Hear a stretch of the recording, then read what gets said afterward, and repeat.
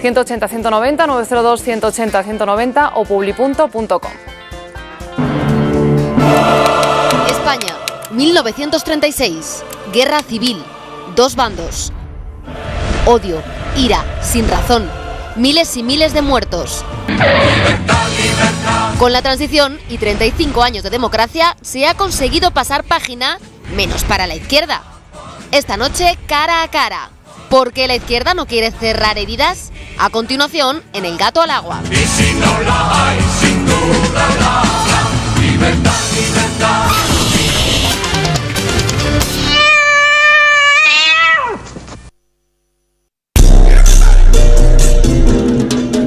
Now, everybody.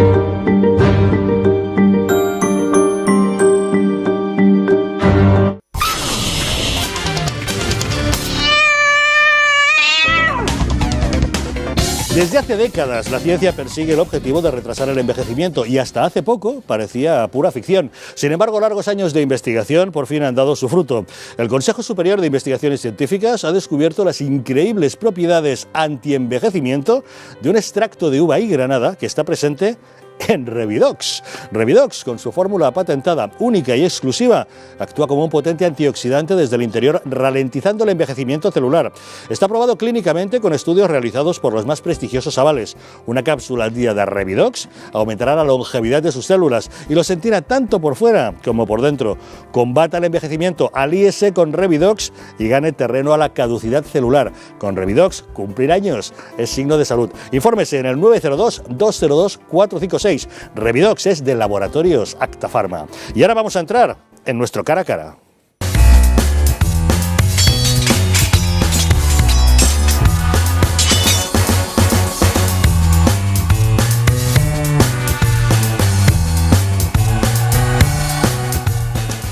El pasado martes, en el Congreso de los Diputados, se debatía una propuesta de Izquierda Plural, un grupo de partidos comunistas. Querían que el 18 de julio fuera decretado oficialmente como el Día Oficial de Condena al Franquismo. La propuesta no salió adelante por los votos en contra del Partido Popular. Fue el diputado Pedro Gómez de la Serna, del PP, quien defendió esa postura. Recordemos el momento. En España se dio un golpe de Estado que provocó una guerra civil, que dio paso a una dictadura cruel, en la que existieron víctimas que necesitan que se haga justicia. Los republicanos catalanes exigimos la dimisión de la delegada del Gobierno, Llanos de Luna, por haber organizado en un cuartel de la Guardia Civil un acto oficial en el cual se homenajeó a la División Azul, es decir, aquellas tropas que fueron a dar apoyo al nacionalsocialismo. Ustedes son la vergüenza del mundo democrático. A la cuestión. Ya ha hecho usted su declaración de intenciones. Vuelve usted a la cuestión, por favor. Lo que termina con el 18 de julio es el 6 de diciembre. Pero muerto el general, permítame que le diga que se han quedado ustedes prisioneros de él. El último triunfo del franquismo, señorías, es que sigamos pendientes del franquismo 80 años después del 18 de julio. ¿Qué le pasa a la izquierda española? ¿Está obsesionada con el franquismo? Vamos a debatirlo en un cara a cara entre Fernando Paz y Pablo Iglesias. Ustedes pueden votar, decir con qué argumentos están más a favor, si con el de uno o con el de otro. A ver quién gana este debate. ¿Qué le pasa a la izquierda, Pablo Iglesias, esa obsesión con el franquismo? Fíjate, decir que la izquierda está obsesionada con el franquismo sería como decir que los partidos políticos alemanes están obsesionados con el nazismo. La proposición de ley de la Izquierda Plural la votaron todos los partidos de la Cámara, menos la derecha española, menos el Partido Popular y Unión Progreso y Democracia. Todos los demás, incluidos partidos de derechas como el Partido Nacionalista Vasco y Convergencia y Unió, votaron a favor. Y yo creo que aquí hay una cosa que hay...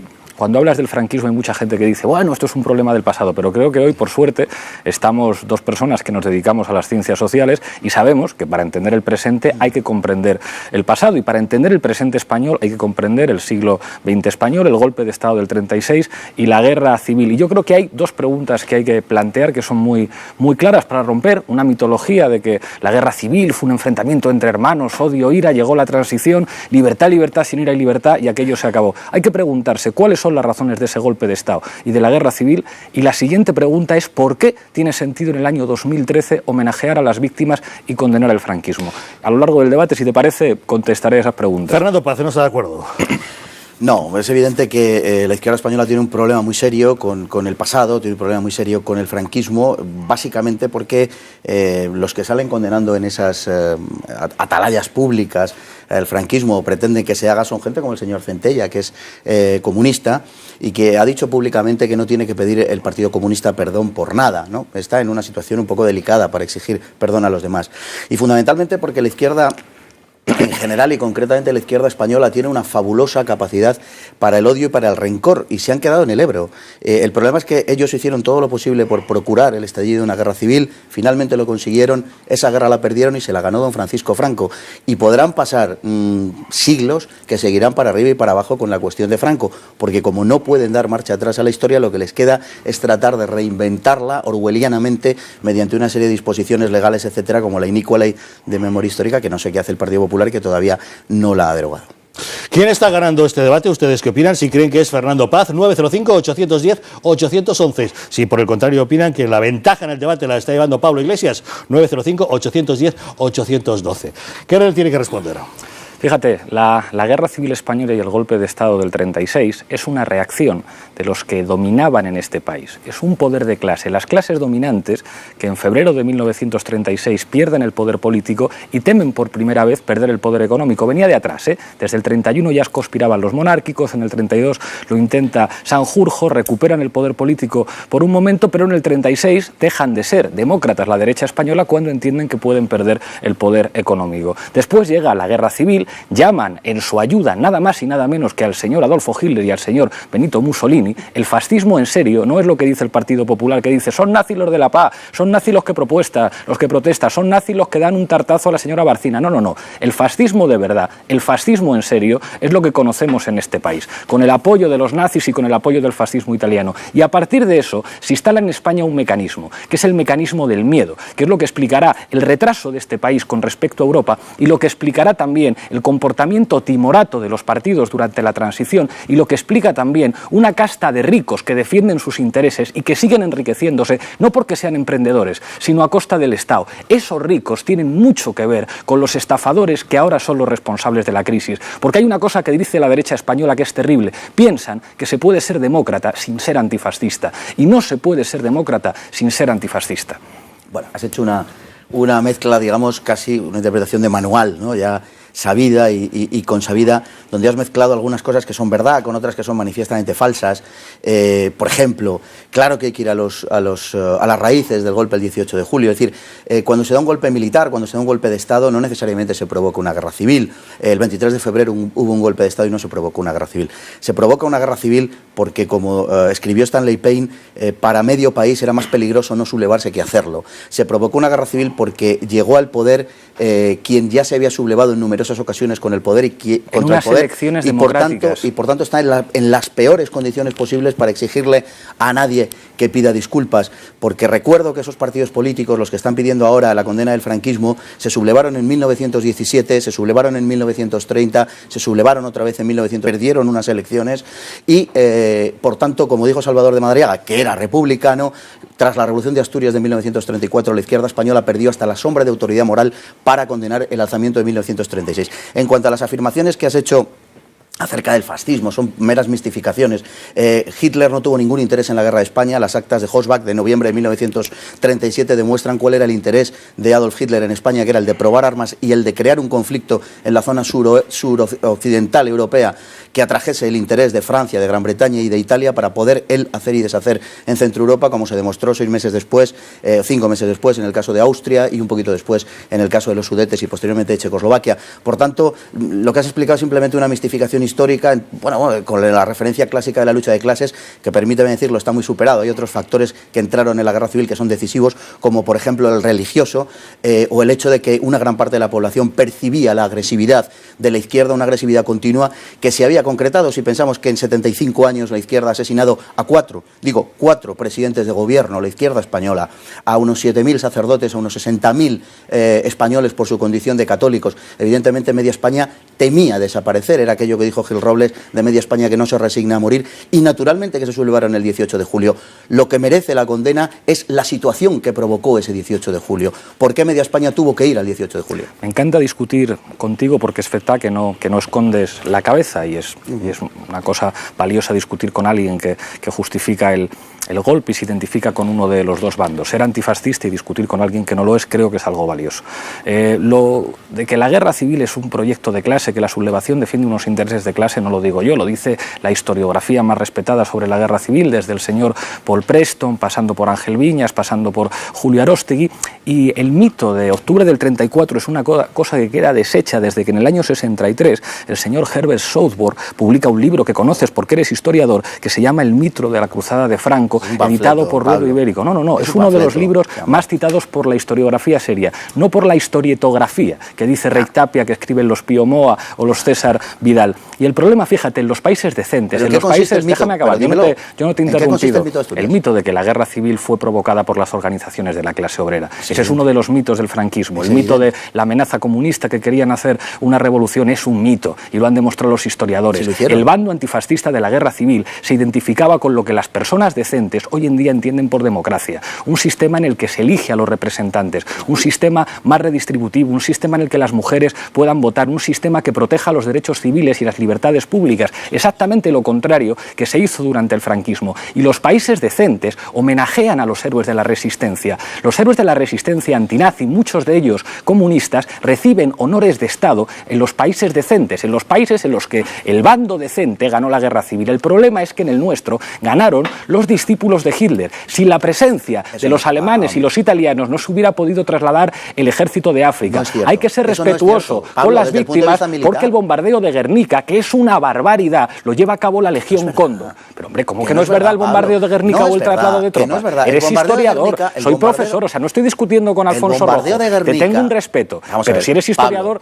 Déjame, el bombardeo de Guernica es un mito construido en Inglaterra por el Times para justificar un programa de rearme contra Alemania, porque en 1937 fundamentalmente el Partido Laborista se oponía a ese rearme. En la mano derecha, el amigo de Chamberlain, del primer ministro, es el que crea la propaganda en torno a Guernica. Hoy sabemos que murieron 115 personas. Era una ciudad de frente y era una ciudad en la que había industrias de guerra. Quien comienza el bombardeo de la guerra civil española contra la población civil es la República, es el Frente Popular. Son los primeros que bombardean las plazas del norte de África. Tenemos el bombardeo de Cáceres, tenemos el bombardeo de Cabra. Nunca hablamos de esto porque habéis construido una serie de mitos que yo admito que han funcionado muy bien a nivel propagandístico. Oye, esto lo hacéis de cine, pero la realidad histórica es completamente diferente a lo que has enunciado y a lo que has dicho. En cuanto a la realidad histórica, el convoy de la victoria, que se llamó, no fue gracias a Alemania e Italia, no es verdad. Se pasó el estrecho desde antes de que llegaran los aviones y se pasó por mar. Deberías conocer la historia del dato, por ejemplo, del destructor. Es decir, eso no es cierto. Por lo demás, yo te conmino a que leas el discurso de Indalecio Prieto del 8 de agosto de 1936 en Madrid, por la radio, donde se ríe de los sublevados, se ríe de los nacionales, porque retrata una situación que es verdaderamente trágica para ellos. Les dice, pero si no tenéis nada, si nosotros tenemos el reconocimiento internacional, la industria, y en una guerra moderna eso lo es todo, la agricultura más rica, lo tenemos todo en nuestras manos, vosotros no tenéis nada. Aunque vuestro valor, les dice, ascendiera a lo legendario, no podríais hacer nada contra nosotros. Y por último, has cometido una falacia, a mi manera de ver, esencial, y has identificado a un bando que era revolucionario, marxista, anarquista y separatista con la democracia. No tenían nada que ver, absolutamente nada que ver con la democracia. Todo lo contrario, utilizaron la democracia. Mira, si tanto de verdad a la izquierda quería la república, ¿por qué os sublevasteis contra ella? La utilizabais como una etapa para la llegada a una república socialista. Y eso lo sabes, está en los documentos del Partido Socialista después de su giro del verano de 1933. Está, por supuesto, en el Partido Comunista, que quería tutelar todo ese proceso y que lo hizo efectivamente con Negrín. El objetivo era la constitución de una república soviética. De eso que se llamó después de la Segunda Guerra Mundial las repúblicas populares. A eso es a lo que íbamos. Y la República Española era un instrumento para llegar a eso. Por eso os lo tomasteis. La República, y fue su gran error, no tuvo una voluntad de convivencia real. Era una república para los republicanos, ni para los demócratas ni para los españoles. ¿Quién cree que está ganando el debate? Si son partidarios de votar a favor de Fernando Paz, 905-810-811. Si creen que gana Pablo Iglesias, 905-810-812. Yo les planteo a nuestros debatientes hoy en el cara a cara, si realmente la izquierda no está obsesionada con el franquismo, ¿por qué se retiran las estatuas de Franco y no las de Largo Caballero, por ejemplo? Fíjate, contestando una cosa muy rápida y nos metemos enfrentemos con las estatuas de Franco y las de Largo Caballero, no se puede tomar como referencia historiográfica la propaganda de Pío Moa. Es muy grave, hay que tener un cierto respeto a las fuentes historiográficas. Hay algunas de las cosas que has dicho aquí que si las dijeras en Alemania serían constitutivas de un delito, porque en los países decentes la apología del nazismo es un delito. Decir, por ejemplo, que el bombardeo de Guernica es una construcción propagandística. Otro de los grandes mitos, que es decir, que el Partido Comunista pretendía instaurar una república equivalente a las que se constituyen en los países del este después de la Segunda Guerra Mundial, es mentira. Si alguna crítica, yo no te he interrumpido a ti, Fernando, si alguna crítica se le puede hacer al Partido Comunista, y son críticas que se le hacen por la izquierda, es haber sido el partido del orden, el partido más republicano, el partido que no pretende hacer la revolución y que adquiere prestigio entre militares y entre policías en el bando republicano, porque asume geoestratégicamente que lo que hay que defender es la República Española. Pero es que la gente decente, los demócratas en toda Europa en los años 30 y en los años 40 son antifascistas y se enfrentan al fascismo. Y los partidos comunistas en Europa adquieren ese respeto y ese prestigio porque están en la vanguardia del enfrentamiento democrático contra los fascistas. Y con lo de la cuestión de las estatuas, es que la diferencia entre Indalecio Prieto y Largo Caballero es que Indalecio Prieto era un demócrata y el señor Francisco Franco era un dictador y un asesino. Por eso a los demócratas en las democracias se les hace estatuas y a los dictadores no se les hace estatuas. ¿Por qué no hay estatuas de Hitler en Alemania? Porque era un dictador. ¿Por qué no hay estatuas de Mussolini en Italia? Porque era un dictador. Y en este país, lo dije la última vez que estuve aquí, a la derecha española los pies le huelen a franquismo, a la derecha económica y a la derecha política. Cuando uno dice apellidos como Botín, como Marx, como Koplovich, eran las familias que se hicieron ricas durante el franquismo. Hay una anécdota maravillosa, el 23F, que cuenta José María Aguirre, que era el director de Banesto, que le preguntan en una entrevista, ¿usted qué tal durmió el 23F? Y yo, muy tranquilo, ganara quien ganara después del golpe de Estado, yo iba a seguir siendo el presidente de Banesto. Hay un chiste que se contaba cuando Aznar gobernaba en este país, que Franco se levanta en el Valle de los Caídos, pregunta al guardia, ¿quién manda en España? Y le dicen, Aznar, hombre, mi periodista tal, no, su nieto. ¿Y quién es el portavoz del gobierno? Pío Cabanillas. Ah, mi ministro de Información, no, su hijo. Y Jesús Posadas, el hijo de un gobernador civil de Soria, y Mariscal de Gante, el hijo del jefe de la prensa del movimiento, y Fraga, que sigue mandando en Galicia. En este país hay una vinculación directa en la derecha con el franquismo, con una dictadura. Por eso tienen problemas para condenar el franquismo. Se podría decir, en el 2002 lo condenaron, claro, en el 2002 tenían todavía ese complejo con respecto a la derecha europea, pero es que ahora han salido del armario, en el peor sentido, y reconocen y se sienten orgullosos, como tú dices, de su pasado golpista, franquista y vinculado al nazismo. Y última cosa, en este país se han hecho homenajes a la División Azul hace semanas. Es un maldito escándalo. Que lo hagáis vosotros en Intereconomía está bien, porque no renegáis de vuestro pasado, sois sociológicamente y políticamente franquistas, y yo encantado de discutir con vosotros, pero no las autoridades de mi país. Por eso está usted invitado ante estas cámaras, señor Iglesias. Encantado de venir aquí a discutir. Porque buscamos la pluralidad y dejamos que con absoluta libertad, como usted está haciendo hoy esta noche, ¿verdad? Soy comunista y les invito a ustedes a que vengan a mi programa a debatir todas las veces necesarias. Entonces, no etiquete a este programa que pretende ser un foro de ideas donde escuchamos todos, a todas las personas que puedan venir. Es su turno de responder, don Fernando. Pues la verdad es que ha comentado tantas cosas, ha dicho, en fin, comparar a Indalecio Prieto con Franco. Indalecio Prieto dio un golpe de Estado y en sus memorias él lo reconoce, y no lo dice como un timbre de gloria, sino que se arrepiente de ello. Pero Indalecio Prieto reconoce que él dirige la operación de Asturias de 1934 y no habla de huelga general. Habla de revolución, porque una huelga general no se hace con esa cantidad de ametralladoras, con esa cantidad de dinamita. Lo que pasa es que la revolución proyectada el año 34 fracasa en el resto de España, con la excepción de Cataluña, que es de otra naturaleza, y la de Asturias, que es una revolución de tipo socialista, en donde se unen los comunistas, los socialistas y la CNT. En cuanto a la comparación, pues mira, Franco fue el último que se rebeló en España. Es decir, aquí se había rebelado todo el mundo. Aquí se había rebelado un pequeño núcleo de militares en el año 32, que por cierto no tuvieron ningún seguimiento por parte de la derecha, lo cual demuestra cuál era la predisposición en general de la derecha en España. Nadie siguió Sanjurjo. Y por contra, aquí tenemos, por ejemplo, el Pacto de San Sebastián, que son luego el Gobierno Provisional de la República, que da un golpe de Estado en diciembre de 1930, un golpe de Estado militar en Jaca, en Huesca, que luego durante la Segunda República a los sublevados de Jaca se les dieron nombre a partir de ellos de parques, de escuelas, de centros públicos. Es decir, la República reivindicó a esos golpistas. Primero. En segundo lugar, las fuerzas que pretenden condenar esto, repito, son fuerzas golpistas, lo han sido siempre. No podemos comparar la situación en España con la situación en Alemania, es una barbaridad compararlo.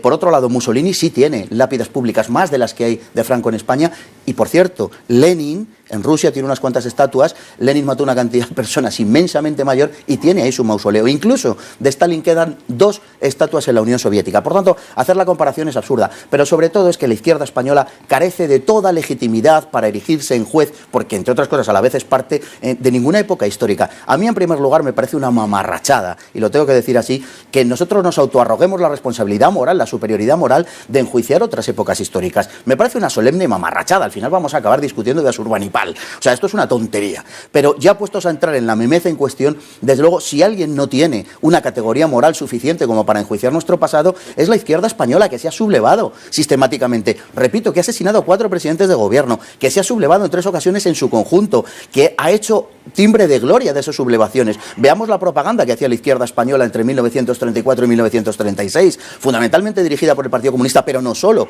Reivindicaban lo de Asturias, reivindicaban una república socialista, hablaban de gimnasia revolucionaria. El Partido Socialista lo estuvo anunciando, y el Partido Socialista y el Partido Comunista sostuvieron al gobierno de la República, que finalmente acabó con ese comando policial socialista asesinando al jefe de facto de la oposición, a Calvo Sotelo. Esa es la historia, lo demás es un panfleto. Para completar este intercambio de opiniones, les vamos a proponer a nuestros 2 gladiadores en el cara a cara de hoy un juego rápido. Les mostraremos unas imágenes y nos dirán muy rápidamente, muy brevemente, cuáles son las ideas que les vienen a la mente ante ese tipo de imágenes. Adelante, Victoria Moradell.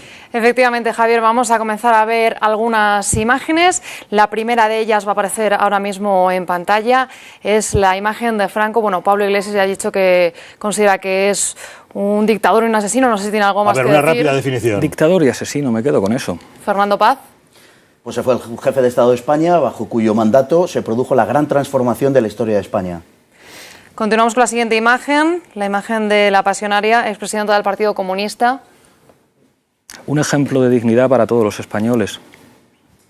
Bueno, la vida de la pasionaria, la verdad es que es conmovedora en cuanto a que fue un fiel esbirro de Moscú en todo momento, y lo único que puede glosarse de la vida de la pasionaria es que, al parecer, en sus últimos momentos de vida, confesó y se arrepintió de sus pecados, según una reciente biografía que ha salido del Padre Llanos. De sus pecados. Y Dios quiera que así sea.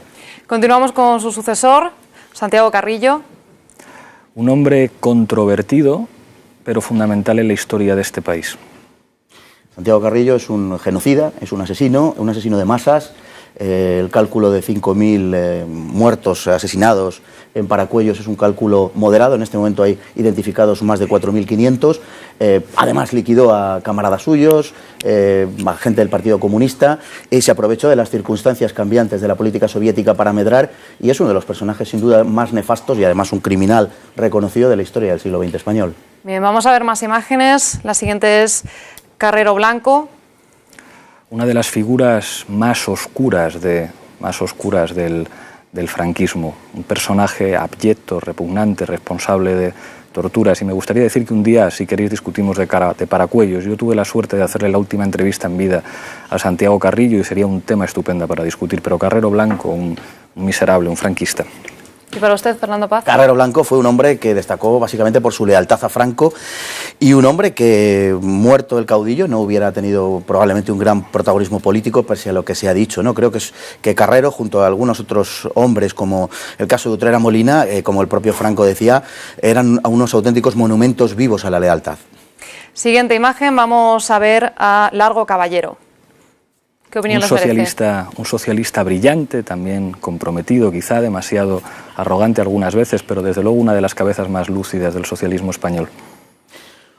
Uno de los grandes culpables de la Guerra Civil Española, sin la menor de las dudas. Un hombre que anunció la Guerra Civil, que dijo literalmente: si las derechas ganan las elecciones, nosotros iremos a la Guerra Civil, pero que, más allá de una declaración de este tipo, fue quien protagonizó el giro hacia el bolchevismo del Partido Comunista a partir del Partido Socialista, a partir del verano de 1933.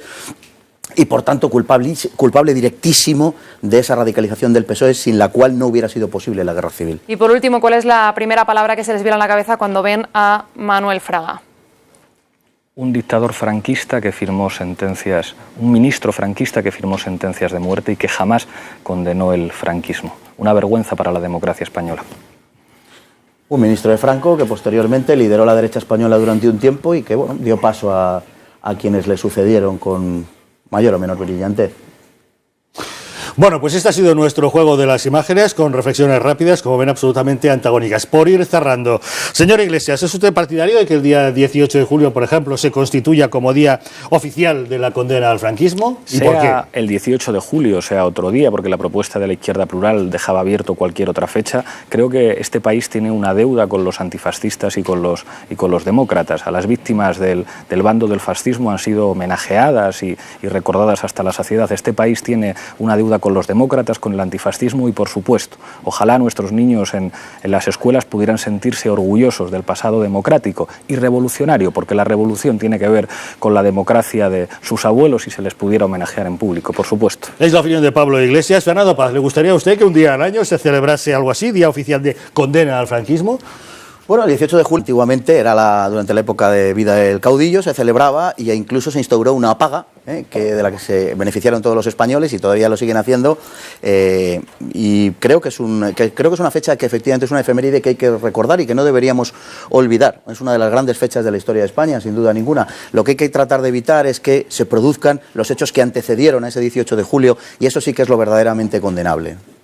Pues muchas gracias, don Fernando Paz. Un placer. Cerramos nuestro gatómetro de urgencia. Ven que finalmente Fernando Paz ha obtenido un 59,2% de los votos frente a Pablo Iglesias un 40,7% de los votos. 40,7% en Intereconomía. No está mal, no es está una nada victoria. Mal. Como ve, aquí tiene libertad para votar absolutamente quien quiera. Cada uno desde su teléfono, no está sometido Se está cambiando de bando la mitad de la audiencia. No, es que se está incorporando mucha audiencia nueva de todo tipo ideológico, a la cual, por supuesto, damos la bienvenida. Gracias, señores, por ese cara a cara que han protagonizado. Como ven, hoy en nuestra tertulia tenemos asuntos de todo tipo, contundentes, en el que hay que abordar de frente y sin tapujos, incluso en un cara a cara como este, cualquier tipo de argumentos. Hoy luego tenemos otros temas en nuestras tertulias habitualmente para los que se requiere mayor diplomacia. Como en muchas otras cosas en esta vida hace falta diplomacia, y para esos casos yo les recomiendo Diplomatic, una maravilla de galería del coleccionista que busca la inspiración en la diplomacia que preside muchísimos de nuestros actos. Diplomatic está acabado en oro rosa de primera ley.